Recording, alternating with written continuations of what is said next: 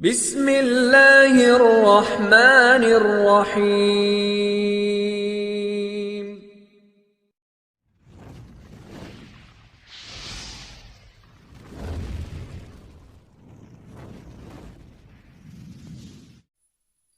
السلام علیکم دوستو، امید کرتے ہیں کہ آپ خیر و عافیت سے ہوں گے۔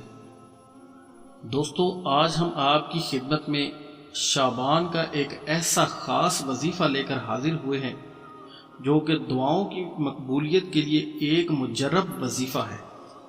جو دعائیں اس وظیفے کے بعد آپ مانگیں گے انشاءاللہ ضرور قبول ہوں گی، بشرطے کہ مطلوبہ شرائط کے ساتھ یہ وظیفہ کیا جائے۔ وظیفہ آپ نے کیسے کرنا ہے اور اس کی شرائط کیا ہے، جاننے کے لیے ویڈیو کو آخر تک دیکھیے۔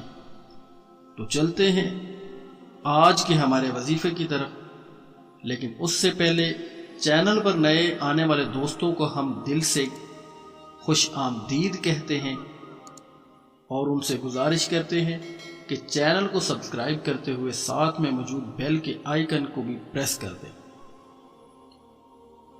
تو دوستو، وظیفہ بہت ہی مختصر اور با اثر وظیفہ ہے۔ دوستو، بعض الفاظ اور کلمات ایسے ہوتے ہیں کہ جن کا زبان سے نکلنا ہوتا ہے اور ادھر قبولیت ہو جاتی ہے۔ تو پیارا دوستو، آپ نے کرنا کچھ اس طرح سے ہے کہ نماز عصر کے بعد ایک مرتبہ درود ابراہیمی نبی کریم صلی اللہ علیہ وآلہ وسلم کی ذات اقدس پر پڑھنی ہے، اور اس کے بعد آپ نے 7 مرتبہ یا وکیلوں کا ورد کرنا ہے، اور اس کے بعد دوبارہ سے درود ابراہیمی آپ صلی اللہ علیہ وآلہ وسلم کی ذات اقدس پر پڑھنا ہے، اور اللہ کے حضور ہاتھ پھیلا کر اپنی حاجت کو بیان کرنا ہے۔